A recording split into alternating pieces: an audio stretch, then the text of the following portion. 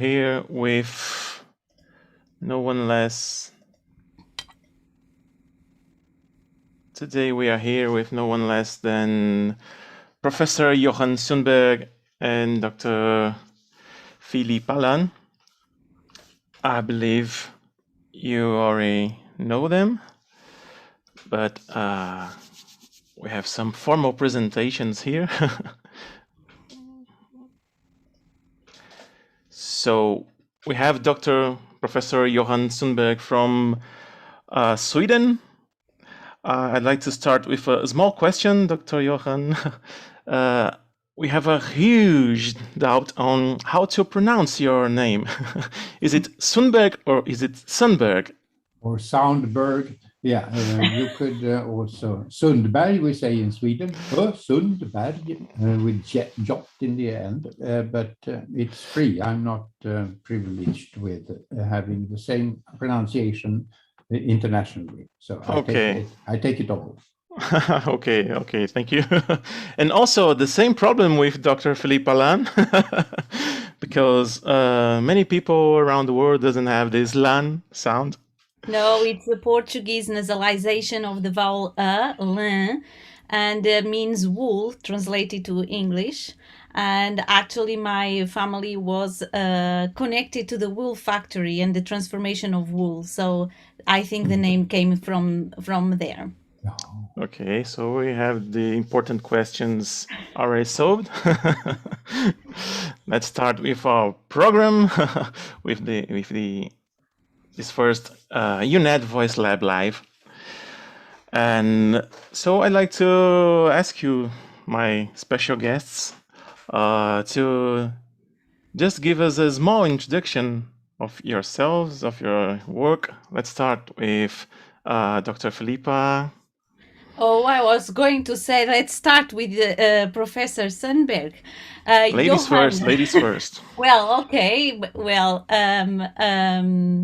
I came to know Johan in 2003, when I was doing my PhD, where I was a PhD student, and after I have finished my PhD, or through my PhD, I also met him in several conferences. I met him first in 2003 at Graz, in PVOC in Graz, and where I presented the research I was doing as my PhD.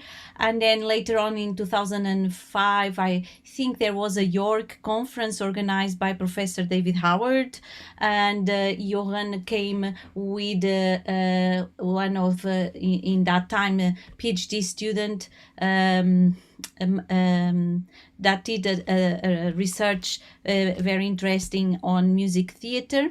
Eva Bjorn, I can't pronounce her. Yes, Berg. And also then I met him again in Tallinn in 2007 in a conference in musicology, where I received a prize for my research. And I got... because I got this prize and Johan was one of the members of the judges, I said, okay, now is the time to talk to him. I have courage to address him. And I remember he stepped down the stairs so that he could be more or less at the same size as I am, because I'm very short and he's very tall. And it's when I've got the courage to ask him whether he would help me with my postdoc that I was going to start in Portugal. And then he said, well, the first thing maybe it's to become more acquainted with the science of the voice. Even I have done a PhD about voice and hormones and the menstrual cycle and oral contraceptive pills on classical singing, because I'm a classical singer to start with and a biologist. But he said that it would be a good idea to deepen my knowledge and go to his summer course in Sandvik. And I did in 2008. And since then, well, and he helped me so much with my research, and we collaborated a lot, and I learn a lot from him every day of my life as a person and as a researcher. Thank you, Johan. Well, this is fantastic. I can say the same. Yeah. Nice. I met Dr. Sundberg for the first time in 2012 or 13 maybe. It was in Brazil when he went there to a course with Marabelao.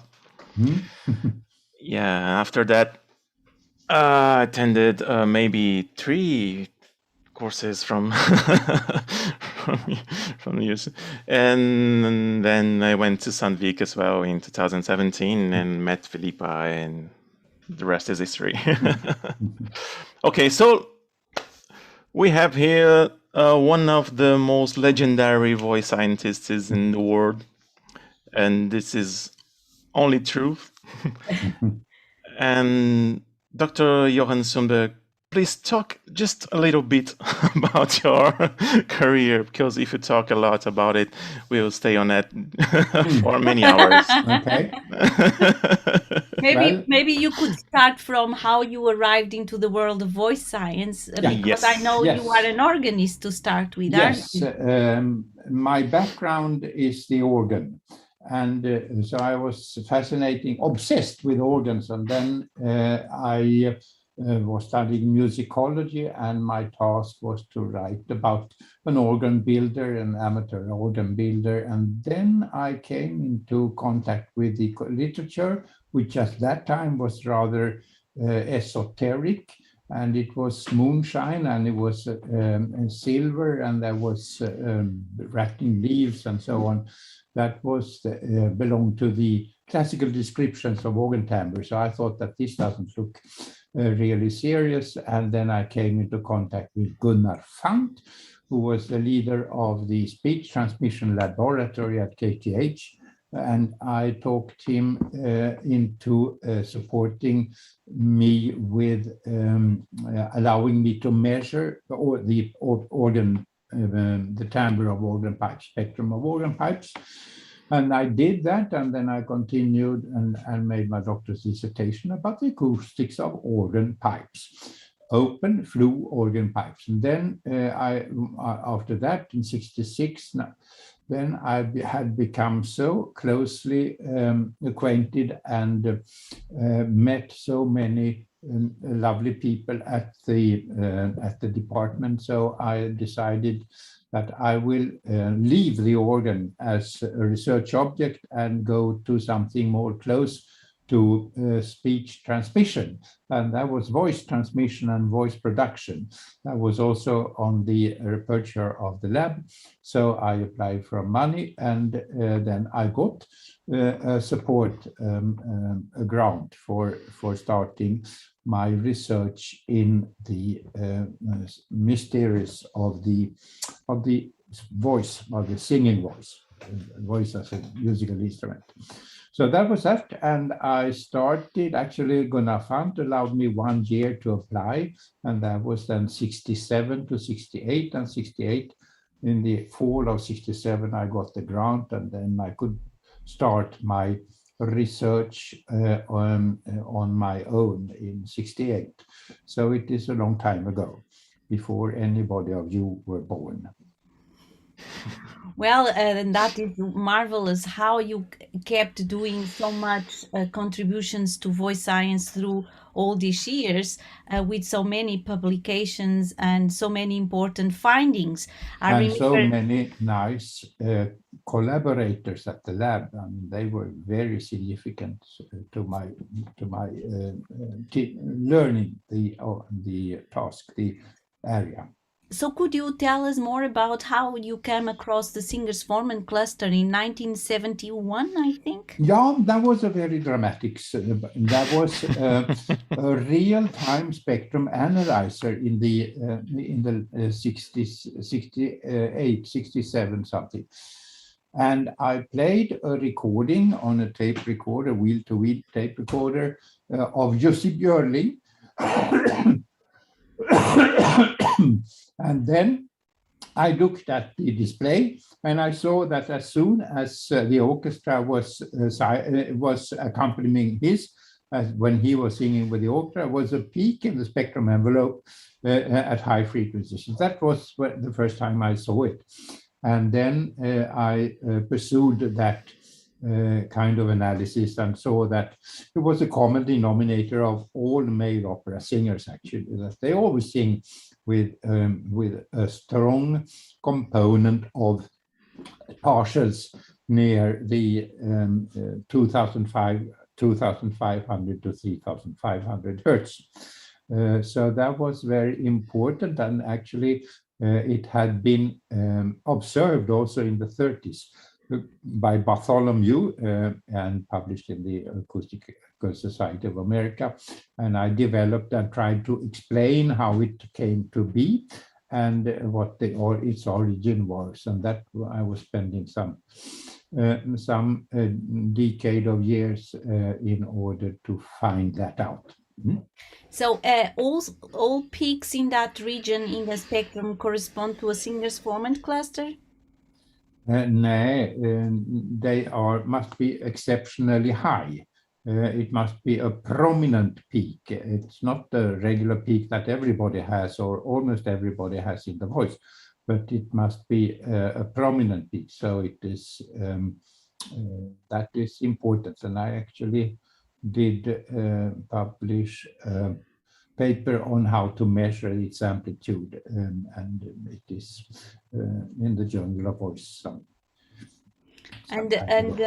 Many researchers have come across with a peak in the female voice as well, and some defend that could be a singer's Formant cluster. Yeah, it's a question of the definition. I mean, it's not created in the same way as male voices, because they combine three vocal tract resonances or formants to focus on a similar frequency. So they come together, and then that produces a very high level. The female singers that I have seen in terms of acoustic analysis, they have the regular third resonance sitting there and the fourth and fifth sitting a bit higher, and they are very close. So it is not a three formant cluster, it's a two formant cluster. And that is sufficient for them to be heard through an orchestra. So it's like an actor's formant. Yeah, but it is a bit vibrato and a bit fundamental and some other things that separate them from pop singers and musical theater singers. And the good thing is that we discuss these issues in our online course at UNED VoiceLab, right, Mauro? Yes. Actually, I was going to ask you, Filipa, you talked about how you met Dr. Johan and how you started to work together and collaborated. But how did you start to work together in the course, to teach together? Well, I thought that that Johan had done such a great job with the course he has, the summer course he used to have at Sandvik. But I thought that it would be nice to have parts of that information available no matter where you are in the world, because to go to Sandvik, to Sweden, or to any particular part of the globe is more difficult to some people that don't have so much financial support. Yes, I can say that. I'm from Brazil. From Brazil, exactly. It was not, and people not came cheap. from Australia. There were people from everywhere, weren't there, Johan, at Sandvik?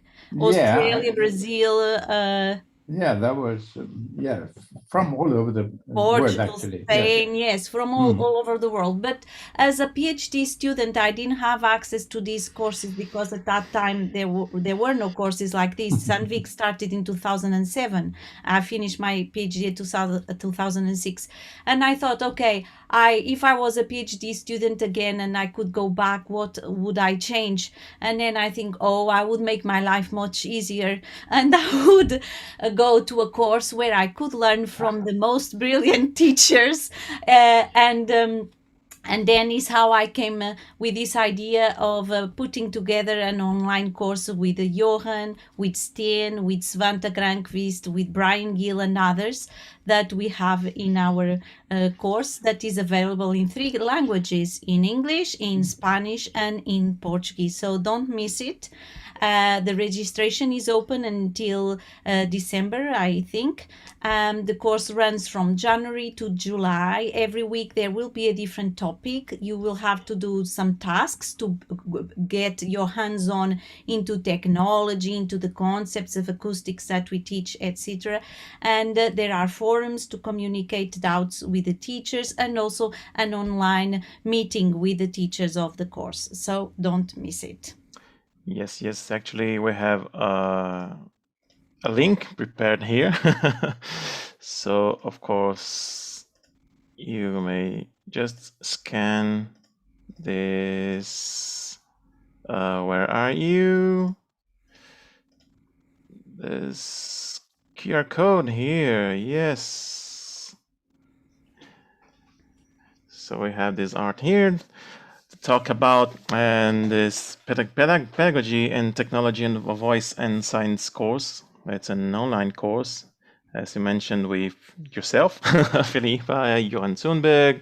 I'm going to present some classes too. And also we have Stan Ternstrom, Svante Granqvist, Brian Gill. It's a fantastic team, so don't miss it. Okay, but let's go back to our talks. I'd like to ask a more conceptual thing. Why, in your opinion, is voice science and technology important to habilitation and rehabilitation of voices? Or could it just follow our instincts? No, yeah, I think it is our tradition in human culture now to know what you are doing, not only by experience, which is very shifting very different between different people, because experience is different between people. And but if you combine your experiences with theoretical understanding, things get very much more stable, and you could agree on what terms mean, and you could be much more analytic in your listening and in your describing what you pay attention to. Also, you could explain to your patients, if they are interested in explanations, what is happening with your voice function, if it sounds like this or like this or like this. Yeah, so that is important. Without theoretical understanding, knowledge is a bit unstable and unreliable. I agree. What about you? Yeah, I agree. And also, nowadays, the students and some patients actually are very keen on using technology. It's part of our life, is something that is not normal not to have it. You could see what happened when Facebook and WhatsApp and all that didn't work for 6 hours in one day. So so Only 6? Yeah. So No, you see, the availability of technology, of advanced analysis, that is fantastic. In particular, if you listen to something that varies in a certain way and you could watch an image of it at the same time, your focus to attend to that aspect and to name it is increasing extremely much. So that is a new possibility of our time. We don't need to fill an entire room with equipment in order to have this. That's when I began. But you just switch on your computer and buy a microphone and so on. That was what I was going to ask you. I remember you showing me how pictures of how you used to do spectrograms in the old times, in the 60s and 70s, and how it is now. So, I mean, as a researcher, you experienced this shift in technology. How was it for you?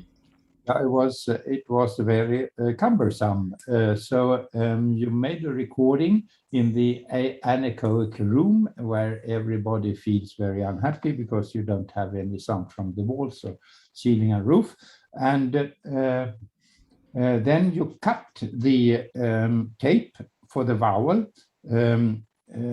And you select a sustained vowel, and then you cut the piece of tape, and then you make it as a loop, and then you put it on the tape recorder, and the loop goes around and around and around, and then you could make the spectrum with big cupboard like machine, FNR analyzer, and that took, if you wanted to extend it from 0 to 20,000 hertz, the pitch range, the frequency range of the human hearing at its best, then you had to wait to 10 minutes.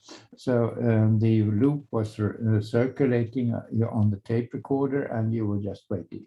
And if you were a bit more patient, you could be with a few minutes, and then you have an analysis up to 5 kilohertz or something. So that was terrible. I have my room full of tape loops, and they were hanging on a shelf, and you could then select these subjects, B flat, C, and that was very cumbersome. when you now switch on a spectrum analyzer and take a little piece of it and analyze it. That is an entirely different world. Very nice. And you could see it also if you look at old publications. A few subjects, 3 or 4 subjects, that was very fine. But now there are many subjects in investigations, and that is thanks to the availability of quick and clean, quick and dirty, no, quick and clean analysis tools.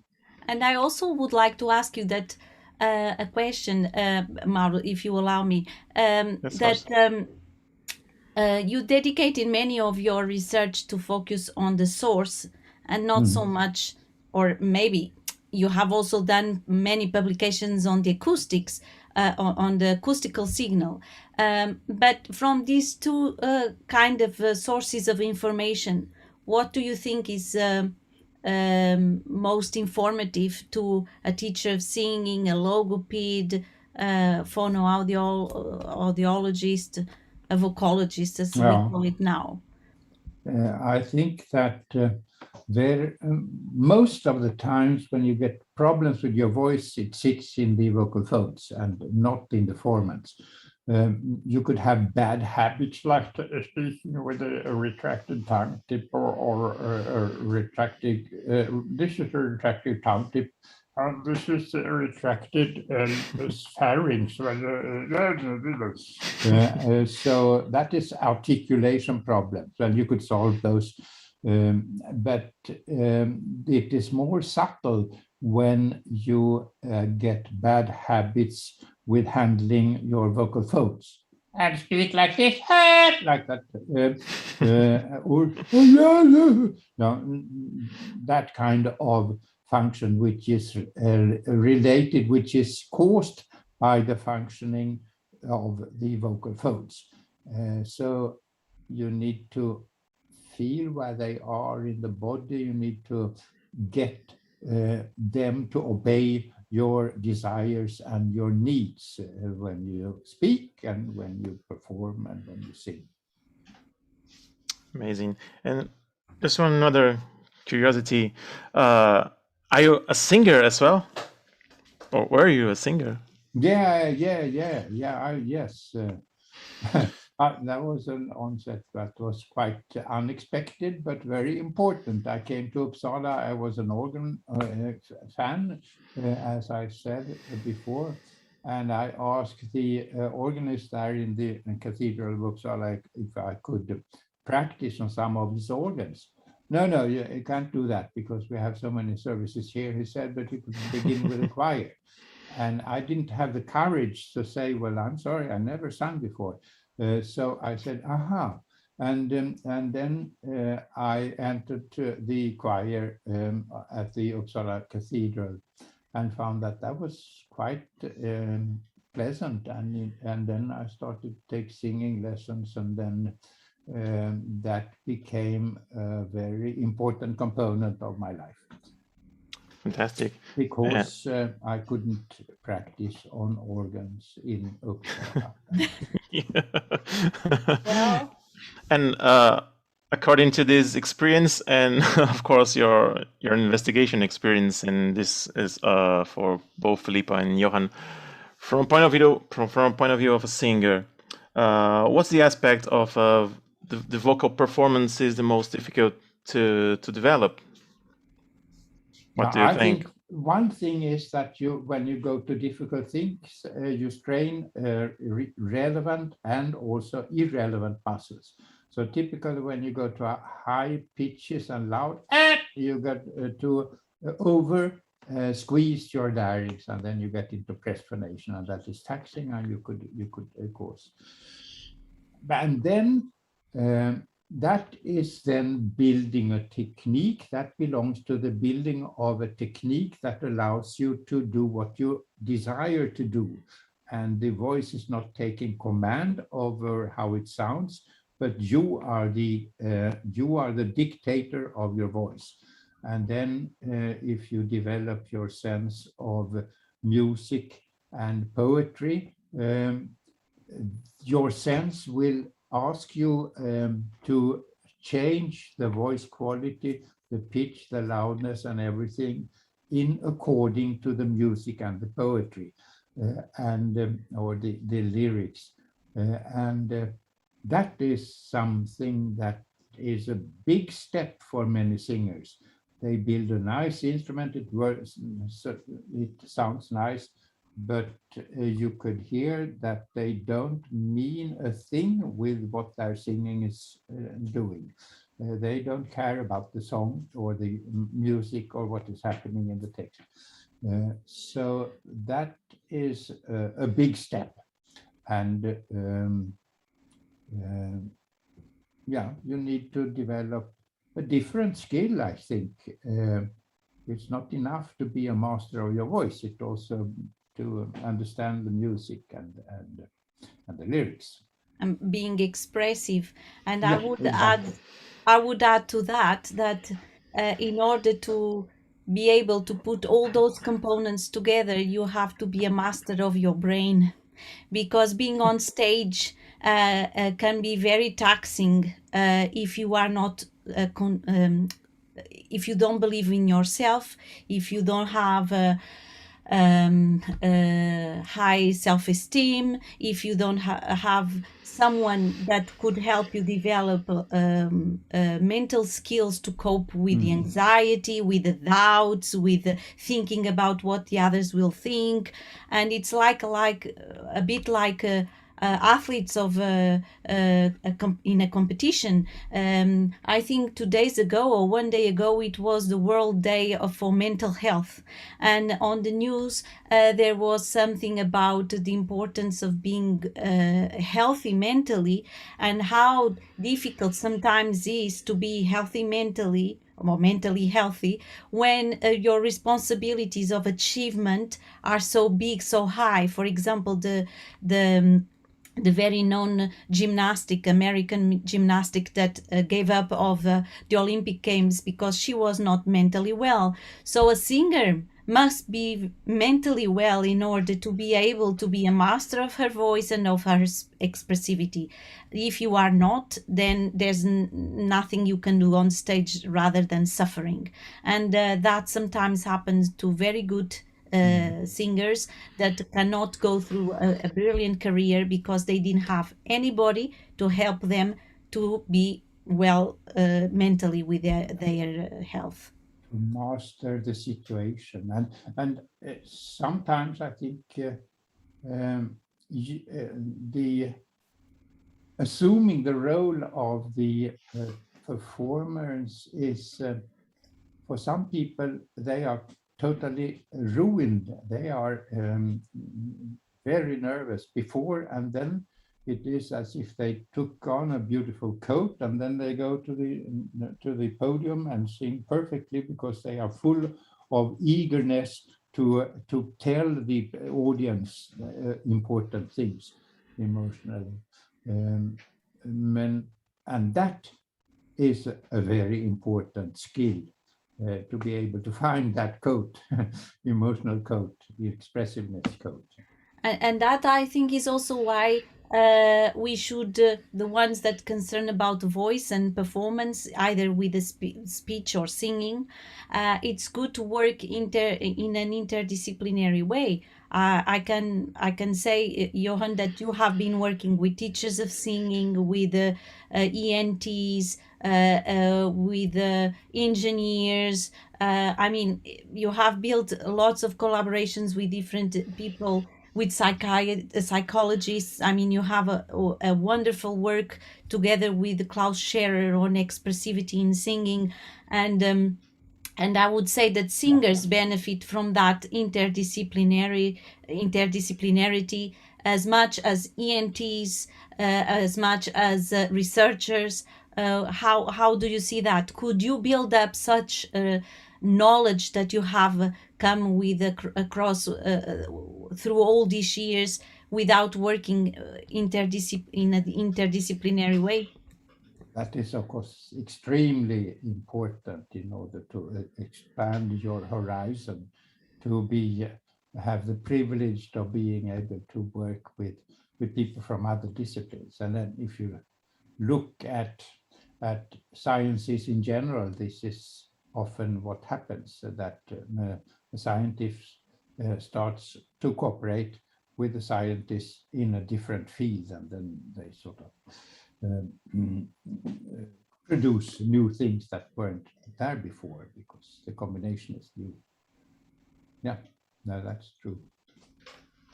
Right, we're talking about the point of view of a singer. Now, from the point of view of a researcher, what phenomena are crucial for teachers of singing or even singers?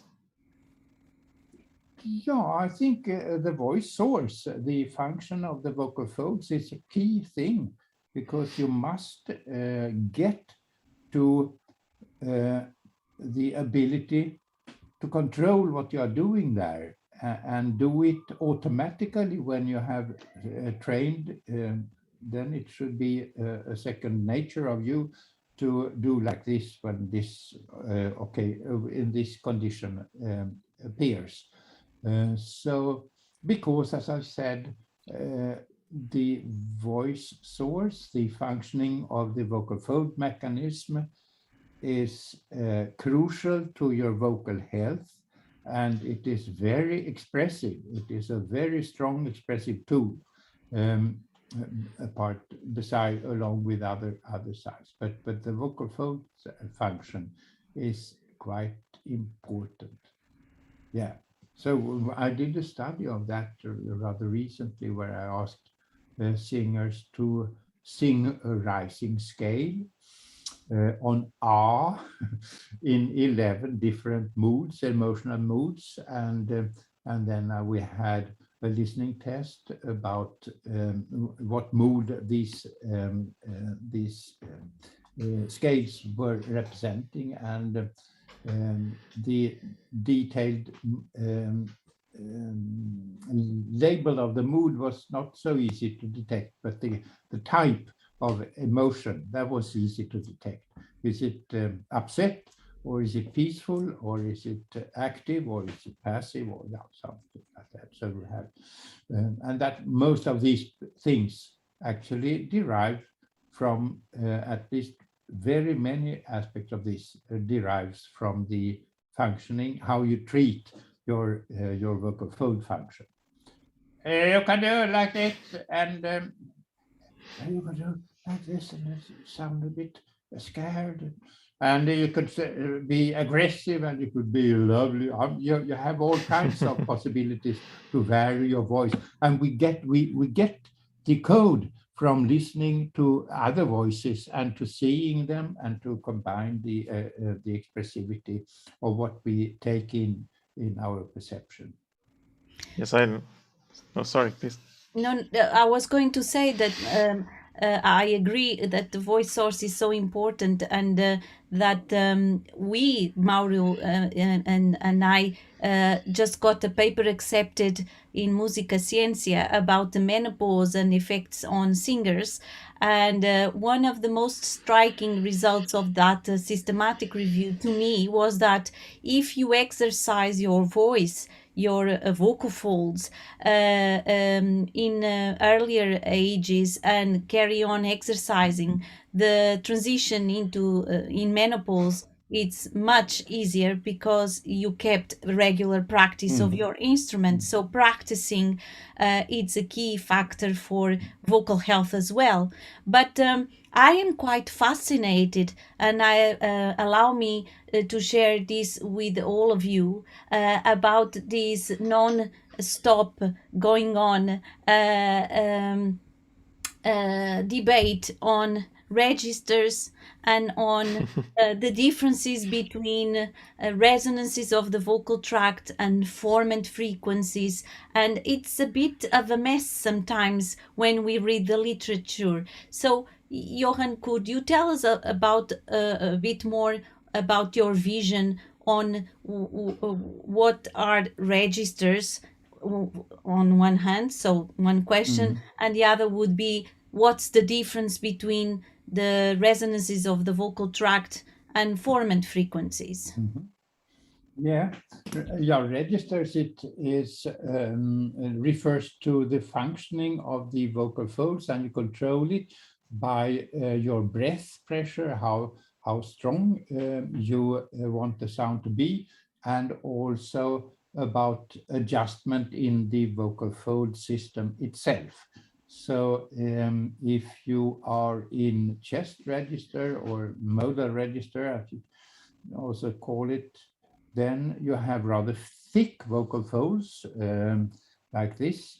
And then if you go to falsetto or head register, the vocal folds are thinner. And that causes a great difference in the sound of the voice. If you go to in falsetto and in chest.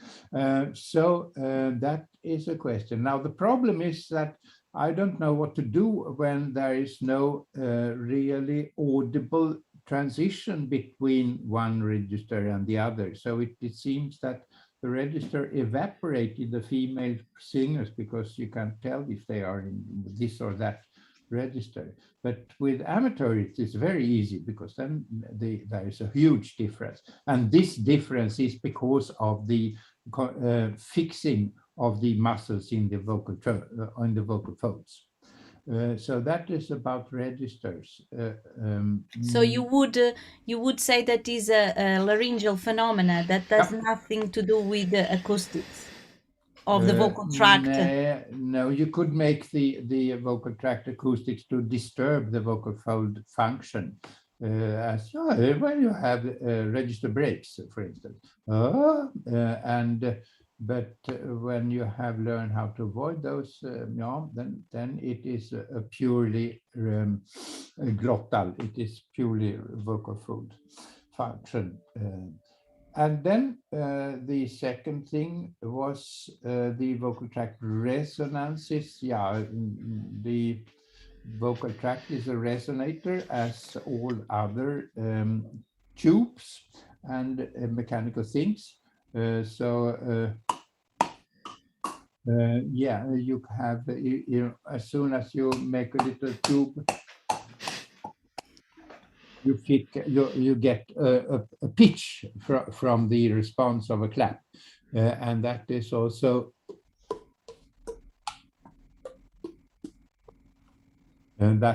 what you get in the vocal tract because it's a tube. And then there are different terminologies. In the 40s, before analyzing female voices was common because it was too difficult. Only male voices were analyzed, and then the resonances of the vocal tract turned out as the peaks in the spectrum. So then formant was equated with a peak in the spectrum. But when the crisis was when we started to look at also female voices, because then the thing is that the partials, the harmonic partials, they come as at frequencies that are multiples of the fundamentals. So if the first one is 100 hertz, and then the second one is second 100, and the third one is 300 and 400 and 500, so on. So that means that if you go to high frequencies, there is a big distance between the partials, and then you don't see a clear peak at the vocal tract resonance, but you see two strong partials, or maybe one strong and one weaker, or one or so. So that caused the crisis, and then the problem was with the old definition of formants, that it was a peak in the spectrum. So then formants was used as a term for vocal tract resonance, and there are 5 of them that are significant to voice timbre and so on. And there is a big literature about that since the 1940s and up to recently. But then there was a group of people who said that is not good. We should return to the old original meaning of formant and say that it is a peak in the spectrum envelope.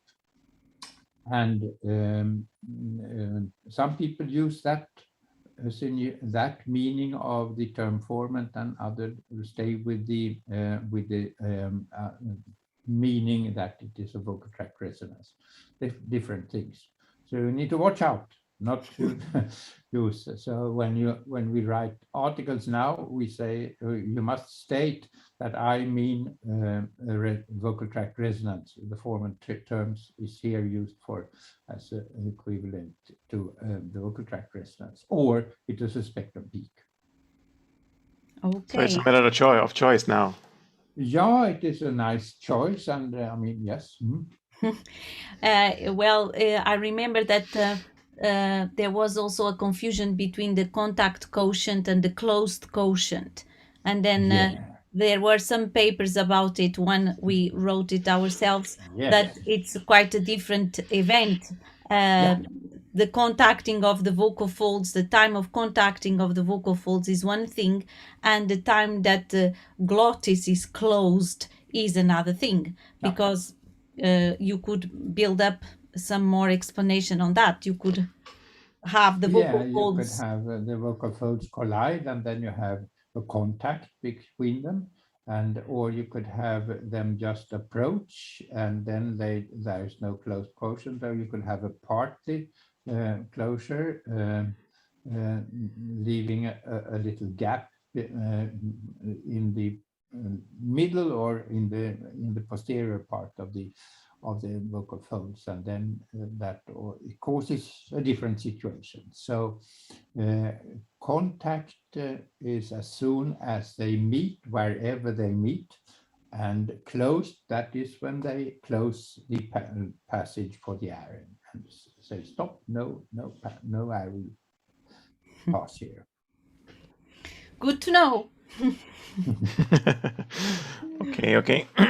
Let's see if we have any questions here from our participants in the chat. Let's see, in the YouTube.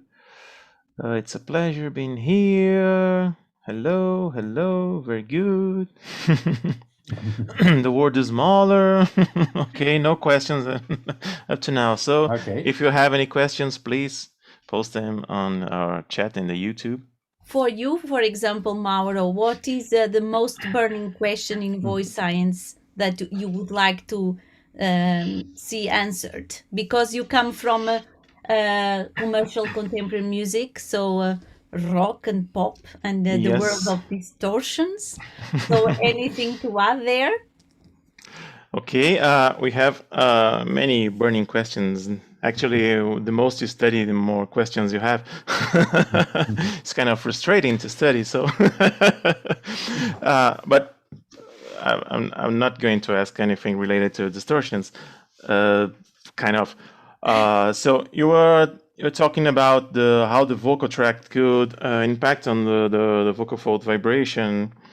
And now we have all the theories about the nonlinear interactions, type 1, type 2, and so. And also you mentioned that the trained singer wouldn't suffer from these interactions. So could we say that the main purpose of training on singing is to avoid such interactions? Yeah, yes, I would say that, unless you are singing yodeling, because then you must master the Oh, yes. register transition. But otherwise, you need to have the voice as one obedient instrument that sounds similar across the entire pitch range.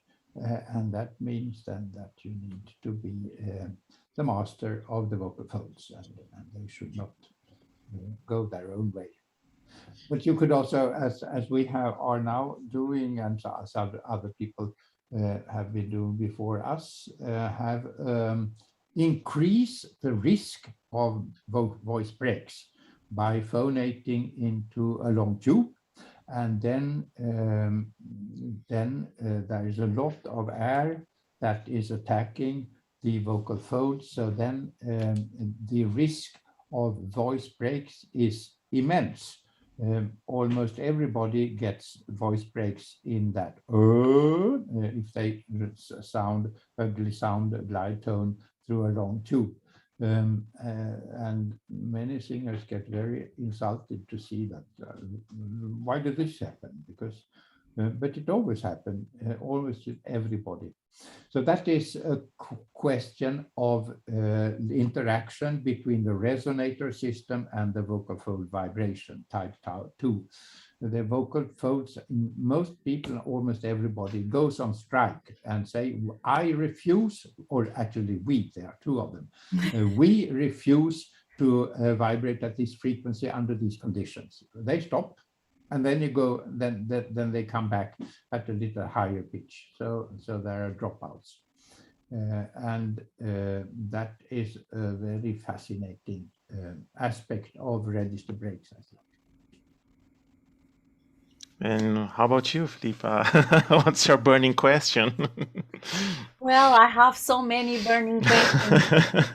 At the moment, my burning question is about menopause and voice, of course, because we are doing this wonderful research project at the Faculty of Education at UNED, where we got the support from the community of Madrid to build up our VoiceLab. And we are starting recording women at different stages of menopause, we hope, with very new equipment, looking at different systems. So my burning question is, what happens to the voice source through these years of that a female experiences very significant decrease in estrogen and progesterone levels, and where the testosterone then can kick in and do some damage. And I'm also interested on the transgender voice, actually, and the effects of glottoplasty on glottoplasty